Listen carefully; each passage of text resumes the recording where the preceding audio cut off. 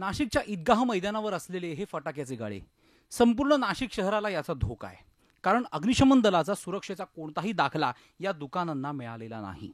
विशेष म्हणजे या दुकानांना महापालिकेने परवानगी दिली होती। शनिवारी औरंगाबादेत फटाका विक्री करणाऱ्या कारखान्यांना आग लागल्यावर महापालिकेला आता जाग आली। त्यावर कडी म्हणजे महापालिकेने स्वतःच परवानगी दिलेल्या या गाळ्यांना अनधिकृत ठरवून टाकले। अग्निशामक दलाचे 4000चं जी पावती आहे लायसन्स फी किंवा एनओसी फी ती आमच्याकडे 4000 प्रमाणे त्यांनी अग्निशामक दलाने घेतलेली आहे। आणि हरिद्राबादाचे काही नवीन जो जीआर आला होता त्या पद्धतीने त्यांची काही 3000 रुपये फी होती, ती पण आम्ही त्यांना पूर्णतः जी काही अमाऊंट आहे ती ज्या दिवशी निलाव झाला त्याच दिवशी आम्ही बेअर केलेली आहे।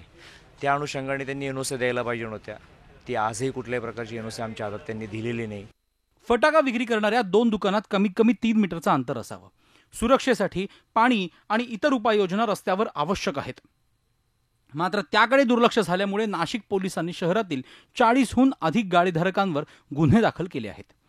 मुळात फटाका विक्रेत्यांवर कारवाई करण्याआधी त्यांच्याकडे दुर्लक्ष करणाऱ्या मनपा आणि पोलीस अधिकाऱ्यांवर काय कारवाई होणार असा प्रश्न विचारला जातोय। जरी महापालिकेने परवानगी दिली किंवा पोलीस प्रशासनाकडे जरी त्यांनी अर्ज केलेले असले एनओसी मिळण्यासाठी, परंतु जे सुरक्षिततेच्या दृष्टीने माननीय उच्च न्यायालयाच्या ज्या अटी आणि शर्ती आहेत त्या अटी आणि शर्तींचं पालन करावं असे त्यांना निर्देश होते।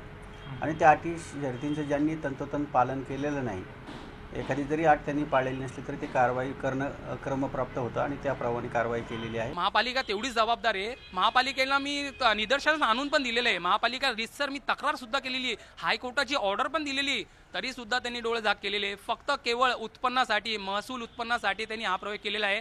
आणि आता फक्त अंग काढून घ्यायचं आणि पोलिसांवर ढकलून द्यायचं। पोलीस पण तेवढे दोषी आहे, पोलिसांनी कारवाई करायला पाहिजे हेच अपेक्षित आहे। औरंगाबादमध्ये अग्नितांडव झाल्यावर आता नाशिकमधले अधिकारी जागे झालेत। मात्र स्वतःच्या गाफीलपणामुळे सर्व शहराला धोक्यात ठेवणाऱ्या या अधिकाऱ्यांवर कोण कारवाई करणार हा प्रश्नच आहे। Mukul Kulkarni, Zee media, Nashik. Zee 24 तास रहा एक पाऊल पुढे।